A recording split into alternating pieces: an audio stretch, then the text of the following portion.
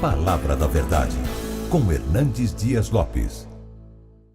Irmãos amados, nós vamos abrir a Palavra de Deus na carta do apóstolo Paulo aos Efésios. Carta de Paulo aos Efésios, capítulo 3.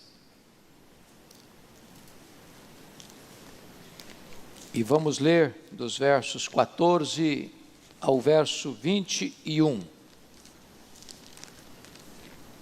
Efésios 3, 14 a 21.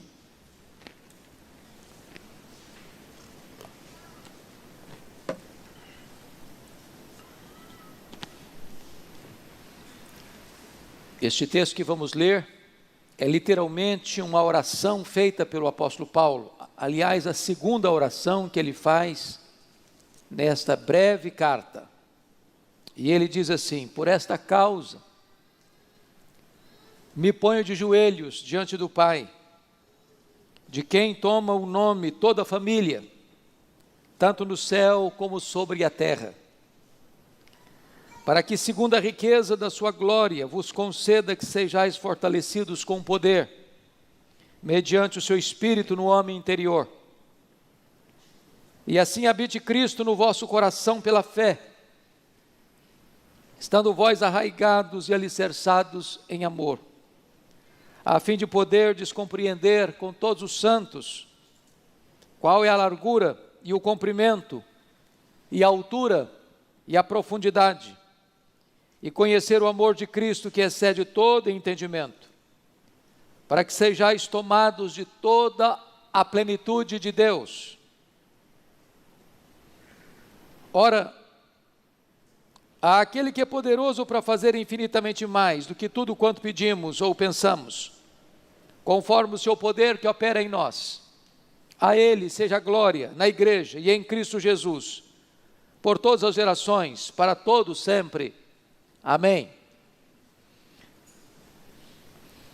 Irmãos amados, o apóstolo Paulo, certamente o maior bandeirante do cristianismo, grande desbravador da obra missionária, depois de percorrer a província da Galácia, da Macedônia, da Acaia, agora dedica-se na terceira viagem missionária à província da Ásia Menor.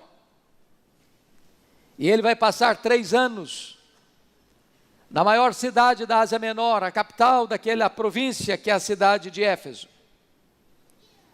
Uma metrópole de mais de 300 mil habitantes na época. A cidade que hospedava uma das 7 maravilhas do mundo antigo, o templo da deusa Diana, a Diana dos Efésios, um palácio de mármore 4 vezes maior que o Partenon de Atenas.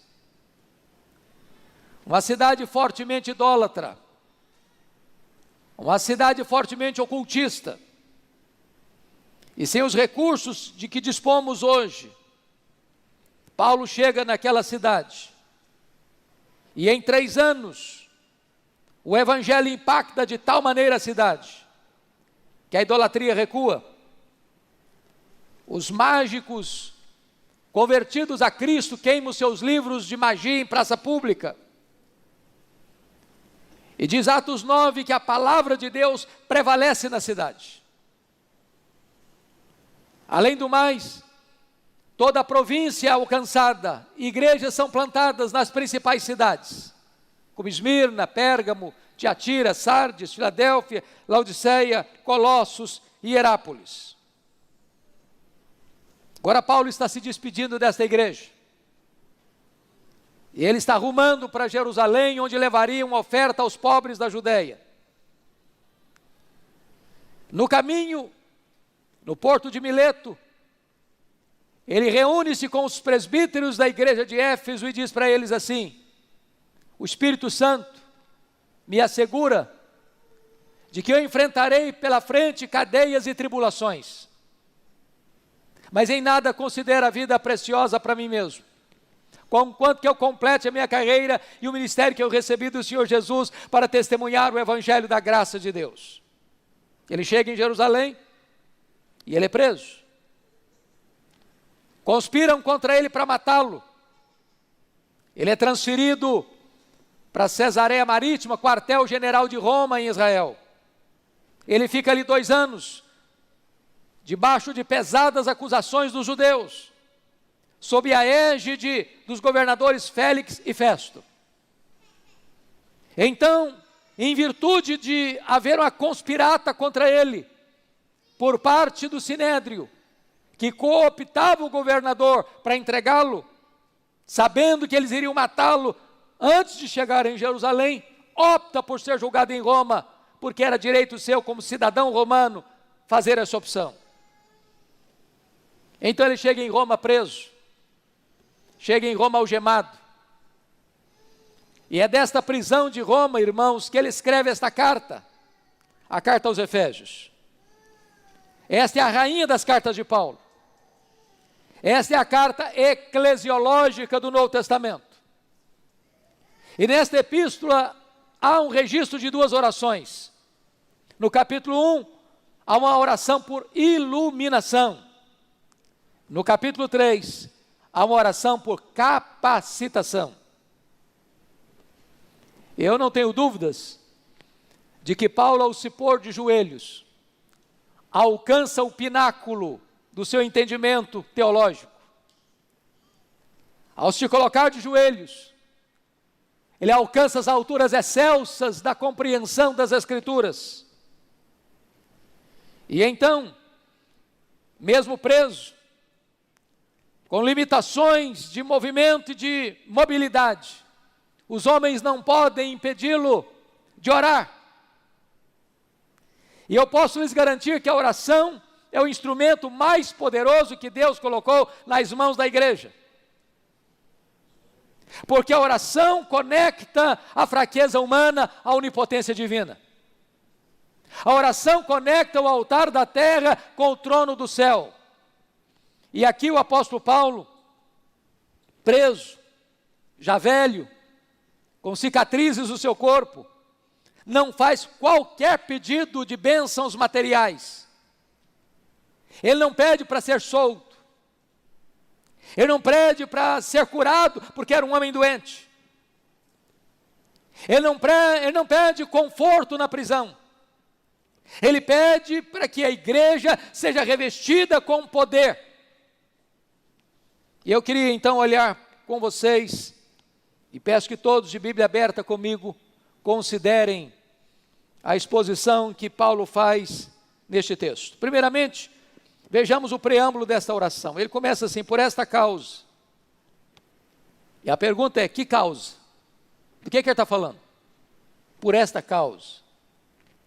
É claro que quando ele diz por esta causa, ele está aqui nos remetendo a tudo quanto já escreveu até agora na epístola. E o que ele escreveu até agora? No capítulo 1, ele nos revela o plano eterno de Deus para a nossa redenção. O Pai nos escolhendo em Cristo antes da fundação do mundo para sermos santos e irrepreensíveis perante Ele. Ele retratou como filho, com o seu sangue nos remiu para sermos adotados na família de Deus.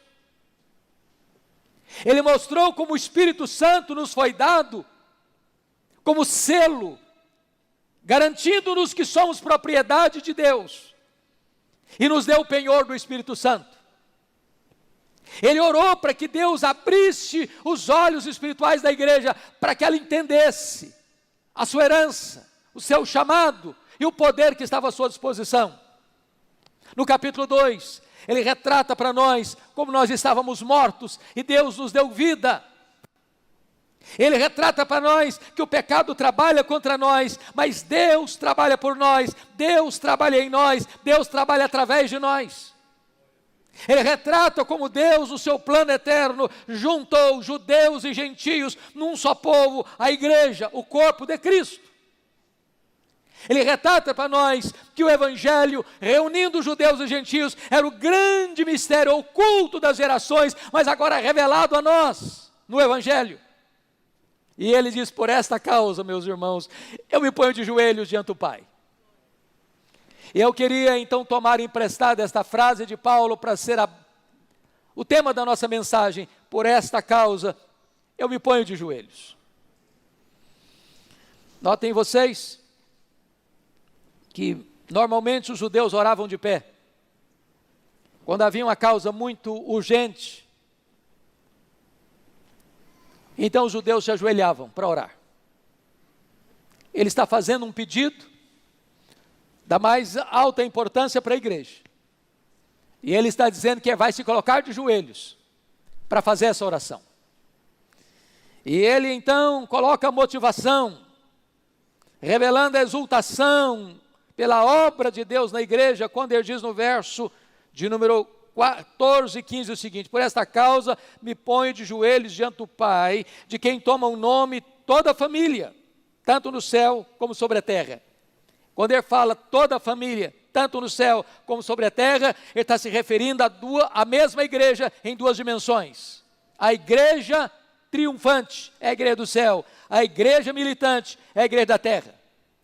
Tanto a igreja que somos hoje, como a igreja que haveremos de ser amanhã, toma de Deus, empresta de Deus o seu nome, sua identidade. Deus é a nossa identidade. Só uma igreja, a igreja militante e a igreja triunfante. A igreja que está no céu chama Deus de Pai, a igreja que está na terra chama Deus de Pai. O Pai é a nossa própria identidade. Ele é o nosso Pai. Mas se você perceber, ele vai no verso 16 agora, retratar para nós a sua audácia antes de fazer os pedidos. E a audácia é tão clara, como ele registra no verso 16, para que, segundo a riqueza da sua glória, vos conceda que sejais fortalecidos com poder mediante o seu Espírito no homem interior. Preste atenção, irmãos, segundo a riqueza da sua glória, vos conceda. O que Paulo está falando aqui?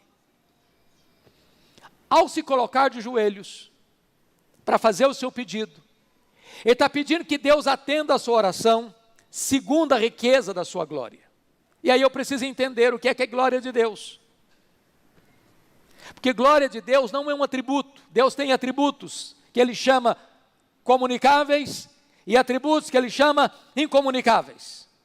Tem atributos, qualidades que Deus tem e ele não repartiu nem com os anjos, nem com os homens. Só Deus os tem. Quais são os atributos que só Deus os tem? Primeiro, Deus é autoexistente. Todos os seres que existem receberam vida dele, mas ele não derivou sua vida de ninguém, porque ele é autoexistente. Ele é imenso, só Deus é imenso. Ele é infinito, só Deus é infinito. Ele é eterno, só Deus é eterno. Ele é imutável, só Deus é imutável. Ele é onipotente, só Deus é onipotente. Ele é onipresente, só Deus é onipresente. Ele é onisciente, só Deus é onisciente. Ele é transcendente, só Deus é transcendente. São atributos, só Deus os tem. Mas Deus tem atributos que ele reparte conosco. Ele é bom, ele é justo, ele é misericordioso, ele é verdadeiro, ele é amor, ele é misericordioso. Então todos esses atributos são atributos que Deus os tem, mas nós podemos tê-lo, não no grau superlativo, porque só Deus os tem em grau superlativo. Agora, o que é glória de Deus? Glória de Deus é a somatória de todos os atributos de Deus, no seu resplendor máximo. O que Paulo está de joelhos pedindo para Deus é o seguinte: Deus, usa, emprega tudo quanto tu és, tudo quanto tu tens, todos os seus atributos, todas as suas perfeições, tudo quanto é o teu ser, no resplendor máximo, para responder a oração que eu vou te fazer agora. Meus amados, agora, então, eu preciso, diante da audácia e da ousadia de Paulo em fazer esse pedido, perguntar: Paulo, o que é que você vai pedir para Deus? Que você está pedindo que Deus use tudo quanto Ele tem e o que Ele é para responder essa oração. Ele vai fazer 5 pedidos. Primeiro pedido, veja comigo o verso 16. Ele faz uma súplica por poder interior. Vos conceda que sejais fortalecidos com poder, mediante o seu espírito no homem interior. Primeira coisa que Paulo está pedindo para Deus, para você e para mim, é que você e eu sejamos revestidos de poder. Irmãos, não há cristianismo sem poder. O Evangelho é o poder de Deus. O reino de Deus não consiste em palavras, mas de poder. O Espírito Santo veio para trazer poder. A igreja precisa ser revestida com poder. Jesus Cristo foi claro: permanecei na cidade até que sejais revestidos de poder. Jesus Cristo foi categórico: mas recebereis poder ao descer sobre vós o Espírito Santo. Na primeira oração, Paulo diz que toda a suprema grandeza do poder de Deus está à nossa disposição. Que poder? O mesmo poder que ressuscitou Jesus dentre os mortos.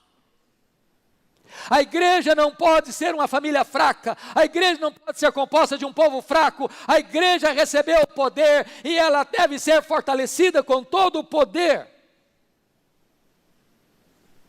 Agora preste atenção. Vos conceda que sejais fortalecidos com poder mediante o seu espírito. Esse poder, irmãos, não é conhecimento que nós adquirimos, não é técnica que nós adquirimos, não é qualquer fenômeno místico que nós desenvolvemos. Não, esse poder é mediante o Espírito. É Ele quem dá o poder. É Ele quem reveste a igreja de poder. Mas como poder? Paulo responde na oração, e ele diz aí: mediante o seu espírito no homem interior. Não é a coisa espalhafatosa, espetaculosa, não é fogaréu planejado e enfeitado pelo homem, como fogo fato, plástico, para os homens admirarem. Poder no homem interior, para uma qualidade de vida maiúscula, para uma vida consistente, coerente com o Evangelho. É disso que Paulo está tratando aqui.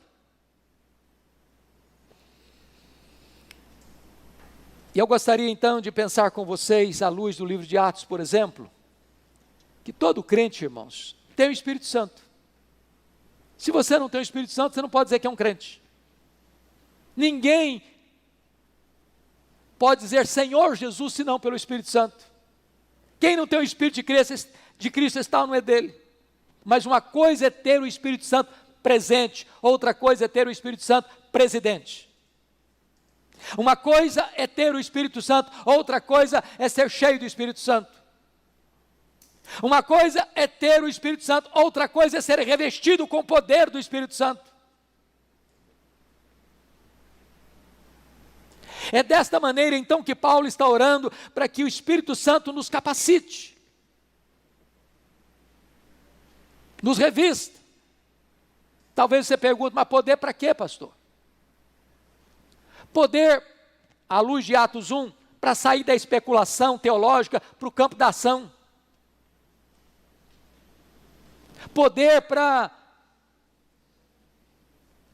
perdoar, porque eles tinham que entrar na província dos samaritanos e eles eram inimigos. Poder para dispor a morrer e dar vida pelo Evangelho.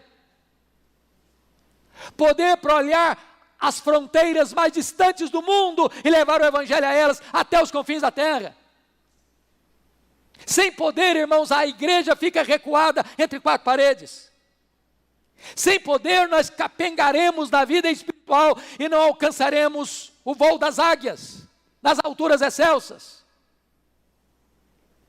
Então este é o primeiro pedido de Paulo. Mas tem um segundo pedido nessa oração. Vejam comigo, por favor, no versículo 16 e 17. Mediante o seu Espírito no homem interior, e assim habite Cristo no vosso coração pela fé. O segundo pedido é a habitação de Cristo no nosso coração. E aqui é uma coisa prática. Preste bem atenção nessa palavra, e assim habite Cristo. Versículo 17. Esse verbo habitar, no grego, tinham duas palavras bem precisas, bem distintas.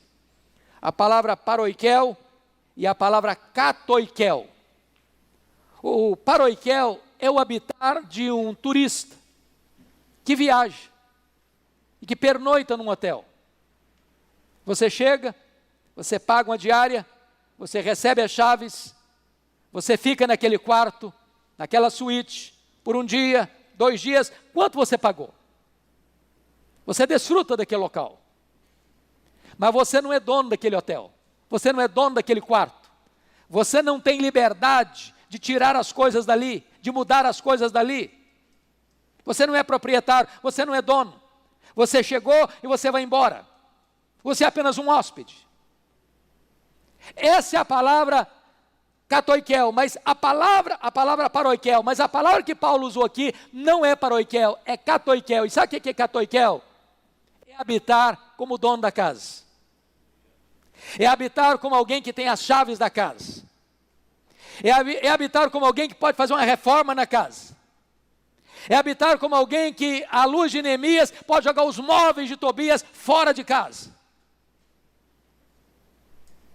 O que Paulo está orando é para que Jesus possa habitar no seu coração, no meu coração, no nosso coração, desta forma, onde Ele seja o dono da nossa vida, onde Ele tenha as chaves do nosso coração, onde Ele seja o Senhor da nossa vida, onde Ele alinha as prioridades da nossa vida, onde não haja quartos secretos, onde nós travamos e não, aqui é comigo.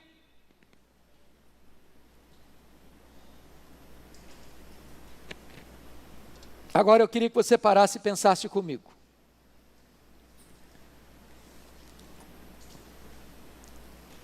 Jesus está se sentindo bem, habitando no seu coração? Essa casa está apropriada para Ele? Você já entregou para Ele todas as chaves? Tem áreas na sua vida que precisam ser rendidas a Jesus ainda? Tem quartos secretos, trancados, as 7 chaves, que você diz, não, aqui é comigo. O que Paulo está orando é para que você entregue as chaves. Entregue as chaves daquelas áreas da sua vida que precisam de estar debaixo do controle e do domínio do Senhor Jesus. É preciso poder para isso, irmãos.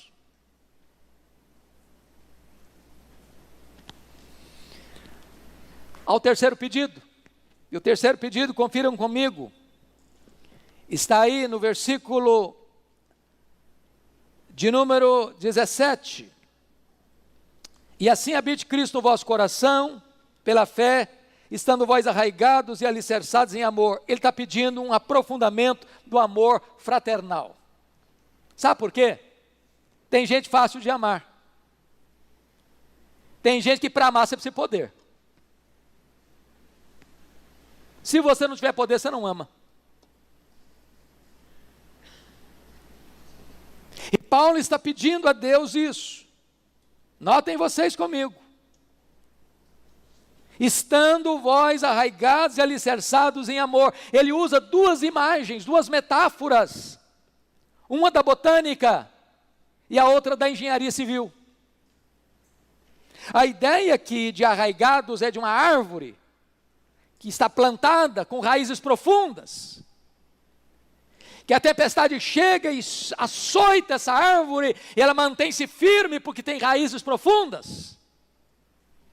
A segunda metáfora, alicerçados, é de um prédio, com sólido fundamento, com muitos andares, e a procela chega, e a tempestade vem, e ele está plantado. O engenheiro não errou no cálculo. E ele não entra em colapso diante das crises, das tempestades que vêm e assolam aquele prédio, porque está bem plantado. Paulo está dizendo o seguinte: meu Deus, nós precisamos de poder, para que quando os problemas chegarem dentro de casa, marido e mulher, pais e filhos, irmãos da igreja, e as desavenças, e as discussões, e os problemas vierem, esses irmãos estejam arraigados, alicerçados em amor. Amar o igual é muito fácil. Amar quem ama você, nem precisa ser crente para fazer isso. Até os incrédulos, até os gentios, até os ateus conseguem amar muito bem quem os ama. E Paulo está orando, dizendo o seguinte: eu não consigo fazer isso a não ser que eu tenha poder. Porque o amor é mais importante que os dons. O amor é a evidência da salvação. Se você não ama, você não pode dizer que você é salvo. Se você não ama, você não pode dizer que está na luz. Se você não ama, você não pode dizer que ama a Deus. Se você ama, então você dá provas de que você é discípulo de Jesus. E Paulo está dizendo: meu Deus, nós precisamos de poder para viver dessa forma. Mas em quarto lugar, irmãos, Paulo faz então um quarto pedido nessa oração. Versículos 18 e 19. A compreensão do amor de Cristo. Veja comigo. A fim de compreenderdes, ou a fim de poderdes compreender, com todos os santos, qual é a largura, e o comprimento, e a altura, e a profundidade, e conhecer o amor de Cristo, que excede todo o entendimento. Eu chamo a sua atenção para duas coisas. Primeiro, no verso 18, se você gosta de grifar, grife a palavrinha aí, compreender. Depois, no verso 19, talvez você possa grifar o verbo aí, conhecer. A ideia de compreender é uma ideia intelectual, de cognição, de racionalidade, de entendimento. Mas a ideia do verso 19, conhecer, é experimental, é relacional, é intimidade. O que Paulo está dizendo é que nós precisamos ter este entendimento, de compreender, não sozinho, não desigrejado, não crente virtual, não apenas um crente online, mas com todos os santos, na comunhão dos santos, na igreja de Deus, na assembleia dos santos, com todos eles. Qual é a largura, o comprimento, a altura e a profundidade? As dimensões do amor de Deus, as dimensões do amor de Cristo, que vai do primeiro ao último homem, que vem das alturas excelsas e desce às profundezas do abismo humano. Este amor precisa ser entendido, e esse amor precisa ser experimentado, o amor de Cristo que excede todo o entendimento. Você já parou para perguntar quanto Jesus ama você?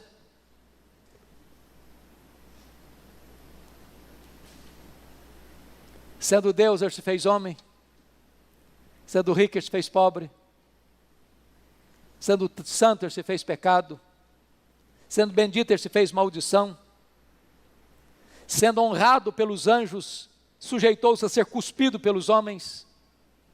Sendo o autor da vida, ele se dispôs a morrer pelos seus pecados. Sendo amado do Pai, ele bebeu sozinho o cálice amargo da ira de Deus.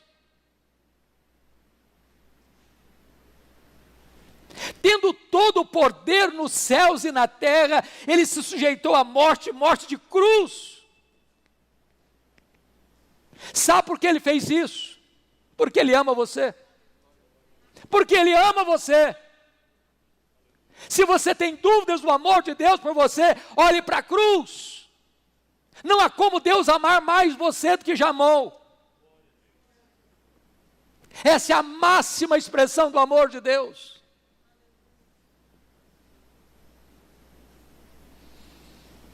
Mas em último lugar, irmãos, quinto pedido, é o mais elevado. Eu diria que é o mais incompreensível de todos os pedidos feitos na Bíblia. Paulo suplica pela plenitude de Deus. Versículo 19, ele diz: para que sejais tomados de toda a plenitude de Deus. E eu confesso a vocês que já li tantos comentários, pastor Jailton, já busquei nas línguas originais, já li tantos livros, e eu confesso que talvez nós só consigamos arranhar a superfície do que Paulo está pedindo aqui. Porque ele está pedindo para que você e eu sejamos tomados não de Deus, não da plenitude de Deus, mas de toda a plenitude de Deus. Já olhamos agora há pouco quem é Deus, seus atributos, mas só chama atenção para um. A Bíblia diz que Deus é transcendente. Numa linguagem bíblica, nem o céu dos céus pode contê-lo. Quando você pergunta aos astrônomos o tamanho da obra que Deus fez, eles não sabem responder com precisão. O que eu posso garantir a você é que o universo não é infinito, porque infinitude é um atributo exclusivo de Deus.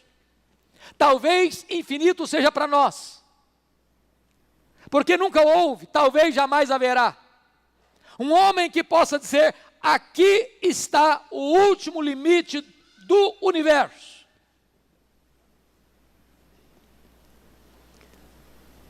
Pois não há um centímetro desse universo, que tem mais de 93 bilhões de anos-luz de diâmetro, onde Jesus não possa dizer: isso aqui é meu, eu criei isso aqui, sou o dono disso aqui e estou aqui.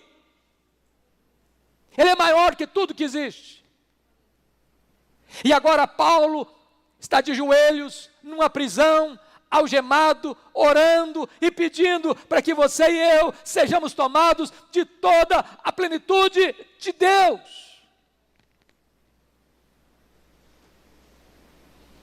Eu não sei quanto a você, mas eu, examinando o meu coração, eu acho que o maior problema que nós temos na nossa vida cristã é que nós limitamos o que Deus pode e quer fazer na nossa vida com o que nós conhecemos e com o que nós já experimentamos.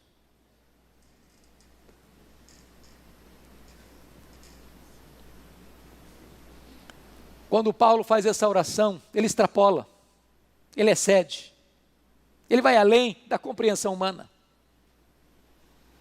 Eu quero dizer para você, meu amado, que Deus tem mais para nós. Deus tem infinitamente mais para nós.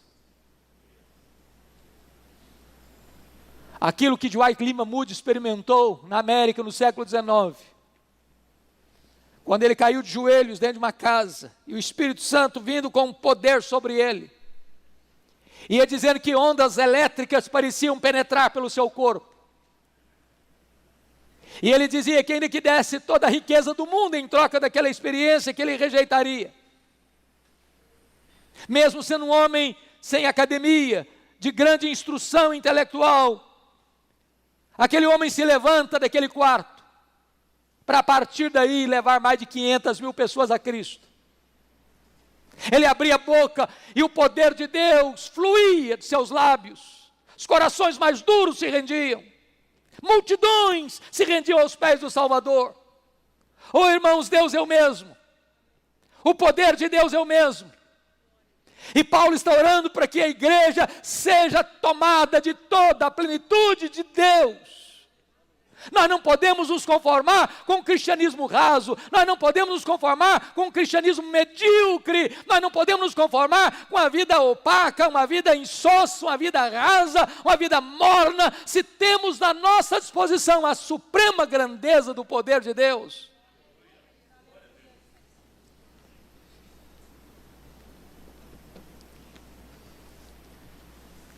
Quando eu olho para a Bíblia, sobretudo em Efésios, eu me impressiono, porque no capítulo 1, verso 23, Paulo diz que a igreja é a plenitude daquele que a tudo enche em todas as coisas, a igreja é a plenitude de Cristo. Quando eu olho aqui em 3,19, Paulo está dizendo para que eu seja tomado de toda a plenitude de Deus, Deus Pai. Mas quando eu olho o capítulo 5, verso 18, Paulo diz: enchei-vos do Espírito, e a igreja pode ser cheia do Espírito Santo de Deus, plenitude do Pai, plenitude do Filho, plenitude do Espírito Santo. Talvez você argumente assim: bom, pastor, mas é provável que Paulo estivesse delirando naquela prisão. O pedido é grande demais, é ousado demais. E ele vai mostrar a capacidade de Deus para responder no versículo 20. Você pode ler o verso 20 comigo em voz alta, por favor, toda a igreja?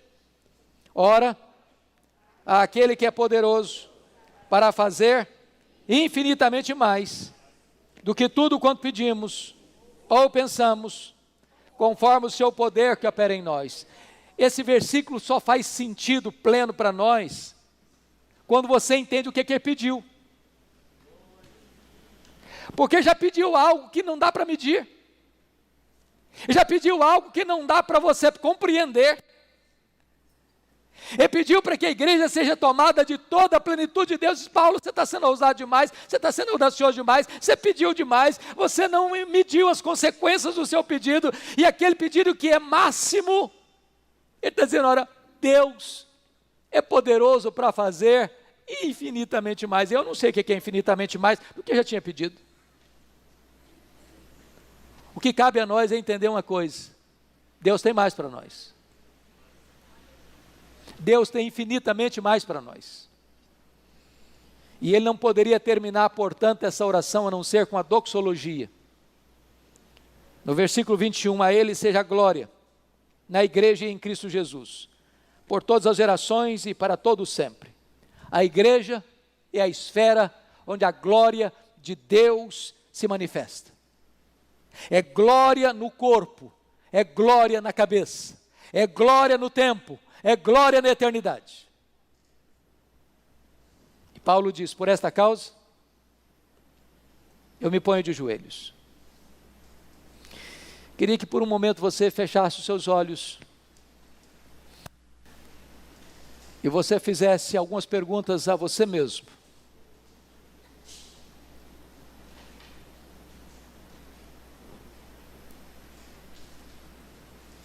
Que tipo de vida você tem levado?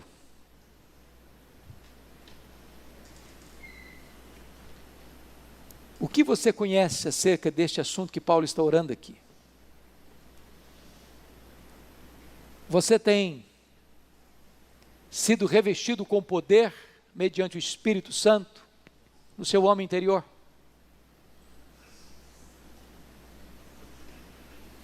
Cristo já é o dono de todas as chaves da sua vida? Ele é o Senhor da casa? Ou apenas um anfitrião que vem e vai embora?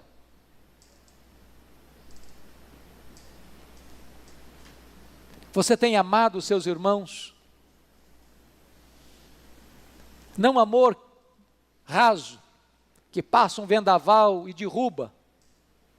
Você tem raízes profundas, alicerces inabaláveis? É assim que você ama? Você já parou para meditar quão grande é o amor de Cristo por você? O que foi a cruz? Como ele desceu? Como ele te humilhou? Como ele serviu? Como ele sofreu? Como ele sangrou? Tudo por amor a você. Você tem sido tomado de toda a plenitude de Deus. Eu gostaria que hoje você clamasse ao Senhor: meu Deus, eu não quero apenas ouvir falar, eu quero experimentar este poder.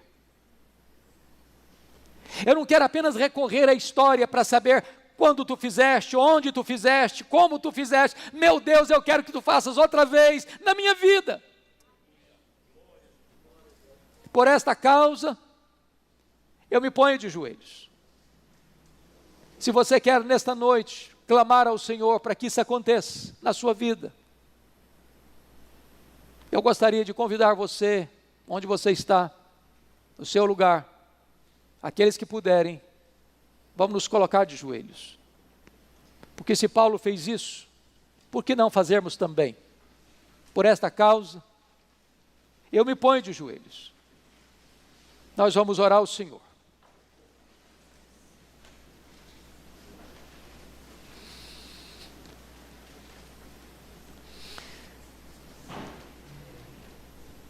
Deus, aqui está a tua igreja, carente da tua graça, necessitada deste revestimento do teu poder. Vivemos dias difíceis, dias maus, como aqueles que Paulo vivera, lá no passado. Mas agora, Deus, a nossa súplica é que este pedido de Paulo seja o nosso pedido nesta noite.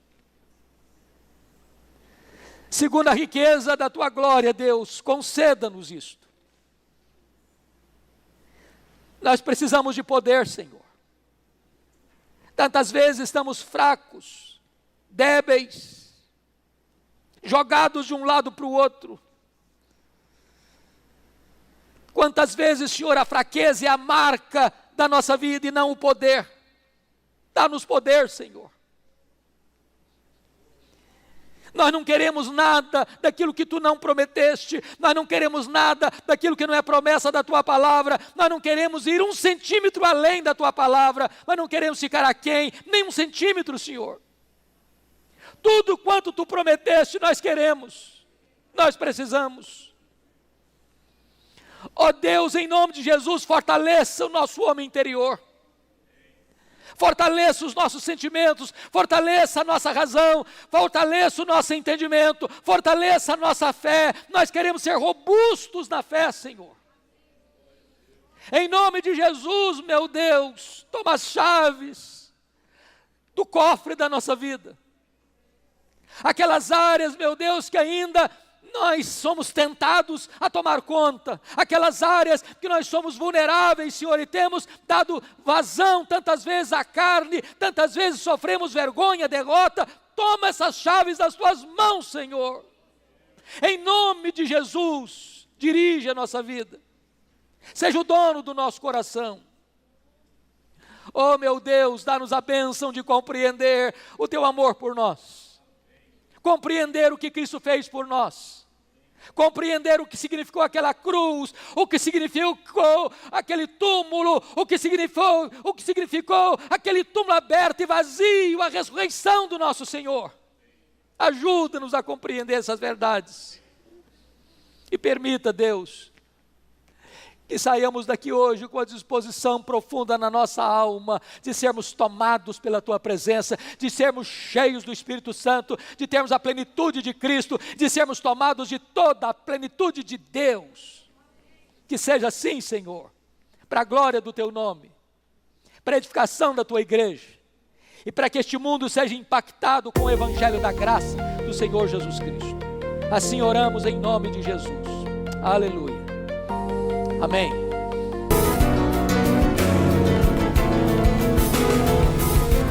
Palavra da Verdade, com Hernandes Dias Lopes.